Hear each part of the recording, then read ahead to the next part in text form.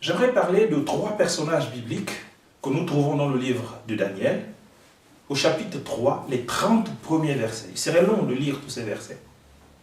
Mais je vous renvoie à cette référence de façon à ce que vous puissiez voir quelle a été l'attitude, je dirais l'attitude politique des croyants à cette époque, face à une forme de dictature, face à une forme d'absolutisme qui était pratiquée par l'empereur Nabuchodonosor en ce temps-là. Entre-temps, j'aimerais bien mettre quiconque au défi de me montrer de la Genèse à l'Apocalypse à quel endroit, s'il y a un seul moment, s'il y a un seul temps dans la parole de Dieu, où l'homme de Dieu fait copain-copain avec l'homme de pouvoir. Il est important d'insister sur cet aspect des choses. Nulle part dans la parole de Dieu, il n'y a un endroit où un homme de Dieu fait copain-copain avec un homme de pouvoir. Et même dans le cas où l'homme de Dieu côtoie l'homme de pouvoir, il reste intègre et il applique les plans de Dieu, ce qui lui vaut d'ailleurs souvent des persécutions. Et c'est ainsi que les 3 amis de Daniel, Shadrach, Meshach et Abednego, se retrouvent confrontés à une difficulté. Le roi fait ériger une statue qui était très importante, puisqu'elle avait 30 mètres de haut et 3 mètres de large. C'était imposant. Et il ne l'a pas placée n'importe où, il l'a placée dans une plaine, la plaine de Doura. Pourquoi la plaine?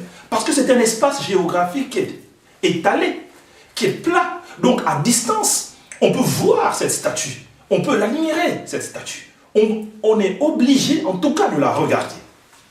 Parce que les rois aiment se mettre en valeur. Les rois sont, n'est-ce pas, bouffés par une pratique mégalomaniaque où il faut que leurs œuvres soient vues et saluées et applaudies.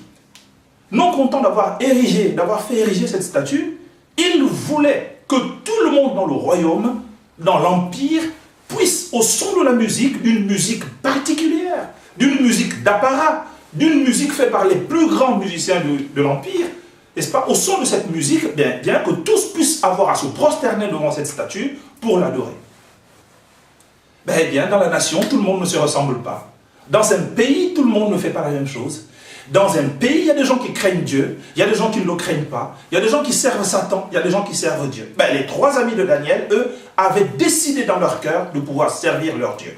Le fait de servir ce Dieu-là impliquait qu'on ne pouvait pas, pour des raisons religieuses, se prosterner devant une statue. C'était le comble de l'abomination pour les Juifs.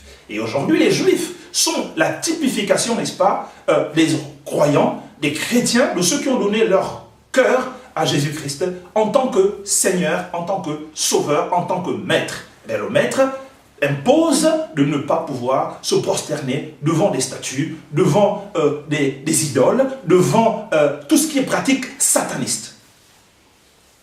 Et la Bible nous montre que lorsqu'ils ont refusé de se prosterner, alors que tout le pays se prosternait, alors que tout le monde se prosternait, alors que tous les hommes politiques se prosternaient, alors que tous les ordres militaires se prosternaient, alors que tout ce qui compte dans la nation se prosternait, 3 personnes, 3 ont refusé à eux tout seuls de se prosterner.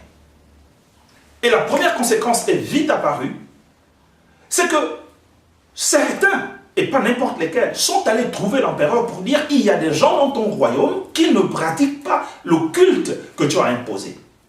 Et ces hommes, c'est qui? La Bible nous dit clairement que ce sont des astrologues. Et la Bible nous montre bien que ces astrologues sont partis trouver l'empereur. Parce que les astrologues aiment le pouvoir, ils aiment la domination, ils aiment en imposer aux autres. Ils savent que s'ils contrôlent le pouvoir politique, ils contrôlent la nation. Ils savent que s'ils contrôlent le pouvoir politique, ils contrôlent les décisions de la nation. Ils savent que s'ils contrôlent le pouvoir politique, ils contrôlent la transformation de la société, de son avenir, en leur faveur. Et les 3 amis de Daniel, Shadrach, Meshach et Abednego, étaient très vigilants. Ils ont dit non. Mais lorsqu'ils ont dit non, il fallait s'y attendre. Le roi est rentré dans une colère, il les a convoqués, il leur a dit, si vous ne faites pas ce que je vous dis, c'est-à-dire vous prosternez devant mon idole, devant ma statue, devant mes dieux, eh bien, je vais vous jeter dans la fournaise, dans la fosse de feu, dans la fournaise ardente, où personne ne peut effectivement en réchapper. Les rois ne savent qu'une seule chose, c'est d'intimider. Les rois ne savent qu'une seule chose, c'est d'en imposer aux autres. Les rois ne savent qu'une seule chose, c'est de pouvoir pratiquer de la tyrannie et la dictature. Voilà pourquoi Jésus a dit, les puissants et les chefs de ce monde vous tyrannisent. C'est le seul langage qu'ils connaissent.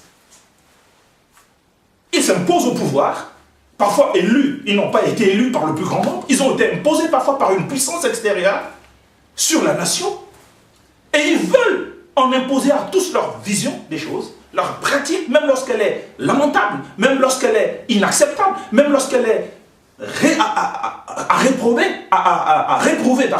ils sont effectivement toujours en train de conjuguer le seul langage qu'ils connaissent, le langage de la tyrannie.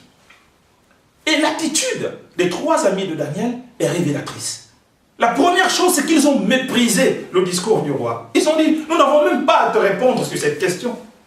Mais qu'est-ce qui pouvait amener ces trois jeunes gens, parce qu'ils étaient jeunes, qu'est-ce qui pouvait amener trois personnes à résister à un roi dictateur, à un roi sanguinaire, à un roi qui avait une pratique, n'est-ce pas, qui était établie dans la nation, de gazer, de pouvoir brûler, de pouvoir faire cramer ceux qui résistaient à sa parole, à son discours. Qu'est-ce qui pouvait amener trois jeunes gens à pouvoir dire non?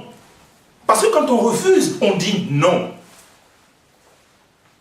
Et la deuxième chose qu'ils ont eu à dire, ils ont dit, notre Dieu que nous servons nous délivrera de la fournaise ardente. Notre Dieu que nous servons. Parce que quand on sert Dieu, on a la foi. Quand on sert Dieu, on a une détermination. Quand on sert Dieu, on sait qu'on a un socle puissant, on a un rocher. La Bible dit, n'ayez pas peur de celui qui peut détruire votre corps. Ayez peur de celui qui peut détruire et le corps et l'âme. Et ils étaient rompus à cette vérité-là, à l'idée que leur corps est méprisable. Et qu'ils peuvent donc effectivement en référer à celui qui récompense éternellement. Et dans cette vie, et dans la vie future. Il y a beaucoup qui ont perdu leur onction, leur ministère, leur magistère, leur autorité sur la nation, parce qu'ils se sont compromis avec des rois, parce qu'ils se sont compromis avec des puissants, parce qu'ils se sont compromis avec des satanistes, parce qu'ils se sont compromis avec ceux qui justement insultent à longueur de journée leur Dieu, le Dieu qu'ils servent. Ils ont dit, nous ne craignons pas ta parole. Si tu nous jettes dans la fosse de feu, notre Dieu est capable de pouvoir nous en délivrer. Jusque-là, tout le monde peut dire ça. Mais ils ont dit une chose qui est la plus déterminante, la plus touchante dans leur histoire. Ils ont dit, ô roi, même s'il ne nous délivre pas notre Dieu, ah là, ça devient quelque chose de très différent, de très déterminant, de très impressionnant. Puisqu'il y avait, n'est-ce pas, dans le pays, une pratique, une tradition, c'est que ceux qui nous opposaient au roi étaient systématiquement jetés dans la fosse au feu, donc dans la fournaise ardente. Mais, donc on le savait dans tout le pays, que c'était comme ça quand on résistait au roi. Et ils ont dit non, nous n'allons pas adorer ta statue. Nous n'allons pas nous mettre dans les pratiques ténébreuses qui sont en cours dans la nation. Nous n'allons pas appartenir à tel cercle concentrique, tel cercle sataniste, tel cercle diabolique. Nous n'allons pas nous livrer à des pratiques dictatoriales. Nous n'allons pas nous livrer à des pratiques, effectivement, qui n'honorent pas le Dieu vivant. Et s'il faut qu'on en paye de notre vie, nous payerons de notre vie. La détermination caractérise le croyant. La détermination caractérise celui qui sait qu'il a raison. La détermination caractérise le serviteur de la vérité. La détermination caractérise celui qui adore Dieu. La détermination caractérise celui qui est intègre. Et la détermination fait qu'on n'a pas peur, n'est-ce pas, des menaces qui nous sont brandies, parce que nous savons que notre Dieu peut nous en délivrer. Et même quand notre Dieu disait, les trois amis de Daniel ne nous délivrent pas, tant pis. Mais sache quand même au roi que nous ne nous prosternerons pas devant une statue qui n'a pas de vie, devant une statue qui ne donne pas la vie, devant une statue qui n'a pas de Dieu, devant une statue qui n'a pas de bouche pour parler, devant une statue qui n'a pas d'oreille pour entendre nos supplications. Non, nous te laissons ça à toi, mais nous adorerons toute notre vie le Dieu vivant et vrai. La Bible dit que le visage du roi a blêmi. Ils ont fait chauffer 7 fois plus fort la fournaise, au point même que certains de ceux qui l'ont chauffé eux-mêmes ont péri. Et ils ont été jetés, vous connaissez la suite de l'histoire, dans la fournaise ardente. Et un ange du Seigneur est descendu, il a sauvé les amis de Daniel de la fosse au feu, et le roi a établi Non seulement qu'il avait reconnu par cette épreuve qu'il a fait subir aux 3 amis de Daniel,